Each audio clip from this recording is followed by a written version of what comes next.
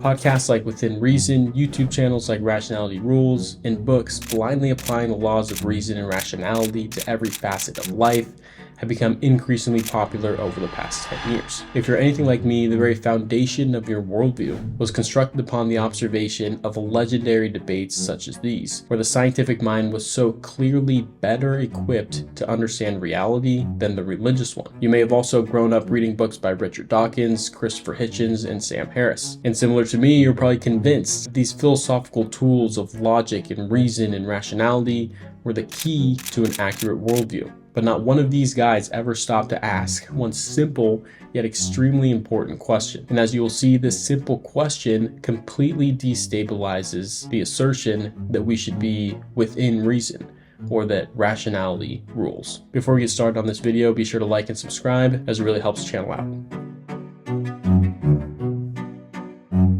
There are certain inescapable facts of reality. Every organism in history is subject to the laws of nature. Not only the physical laws that limit their movement, but the evolutionary laws that limit their development. Another way of thinking about this is that every feature of every organism developed for a very specific purpose. Even the most bizarre and unique characteristics, such as the echolocation of bats, have a very straightforward evolutionary purpose. But when it comes to human reason, the question of its evolutionary purpose is very rarely considered. You see, for a very long time, the reasoning capacity of humans was assumed to be a characteristic bestowed upon us by God himself. That because we were created in his image and he was reasonable, so were we. Though the explicitly religious nature of this belief was eradicated in the atheist movement, elements of it still remain. The purpose of reasoning itself is thought to help us achieve accurate assertions, or to help us learn about the reality that we exist in. Unfortunately, the overwhelming majority of evidence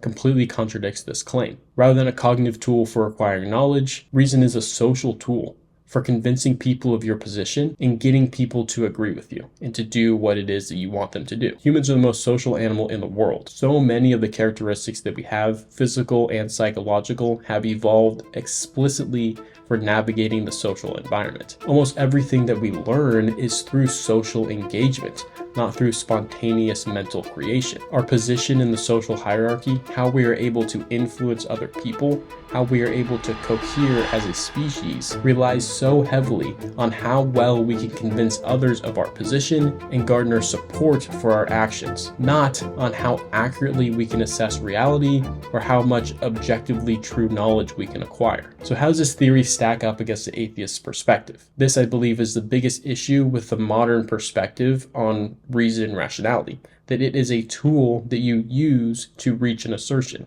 and to reach a conclusion. The evolutionary perspective says reason comes after, that in reality you use reason to convince yourself and others of the validity of your intuitions. The order in this case is completely flipped around, and it absolutely makes sense both experientially and from an evolutionary perspective. First, let's look at the evolutionary perspective. Every single animal that exists, aside from humans, relies solely on intuitive, autonomous processes to make decisions. It stands to reason that this method of making decisions as an intuitive process has been around way longer than the capacity to engage in reason. The development of reason in the human species did not magically delete this capacity in ourselves. Rather, reason is built on top of a substrate of intuition. And this is also true experientially. Very, very rarely do we utilize reason to come to a conclusion about our actions and to help inform our behavior. For example, each time that you are asked the question, why did you do that? You provide a list of reasons.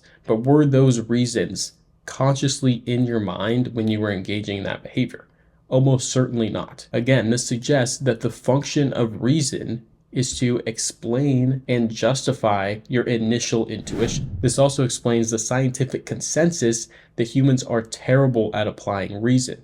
We oftentimes engage in biases and shortcuts that lead us to illogical, unreasonable conclusions. I believe this observation fits way better with the evolutionary perspective of reason. Reason was never intended to be in the scientific setting trying to figure out logical puzzles. So what are the intended use cases of reason if it's not to guide our thinking and to help us reach conclusions? Here are some examples. Imagine you were at a restaurant and you ask your friend, hey, can I buy you a drink? And they just say no. If you are the person asking the question or the person responding in that scenario and your social awareness is normal, that feels like an awkward engagement.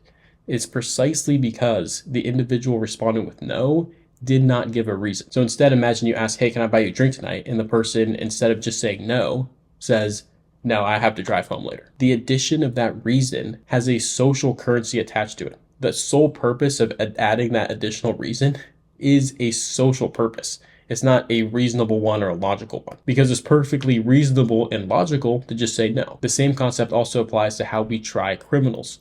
We put them in a court and we say, can you give us socially appropriate reasons for why you engaged in the behavior you engaged in? So if reason is simply an evolved mechanism to justify unconscious and autonomous intuitions, then what is actually guiding our beliefs, behaviors, and cognitions? Here is a chart I created that helps show what really guides our reason. Again, to reiterate, reason is simply a tool to help explain and convince other people of our intuitions and what our intuitions based off of.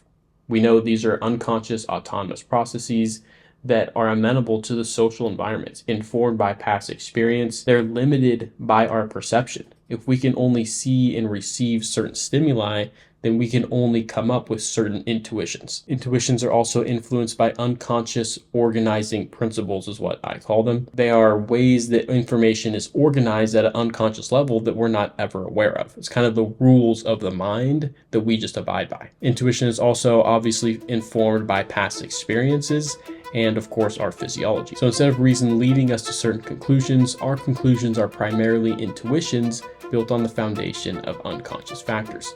Of course, this is the forgotten element of the discussion. They are unconscious. This is one of the reasons why I'm not super interested in studying philosophy. I feel like philosophy focuses almost exclusively on the reason portion. How can I utilize my conscious mind to come up with certain facts about reality? I truly believe that the psychological side, the unconscious side, is way more better equipped to understand reality than the philosophical one.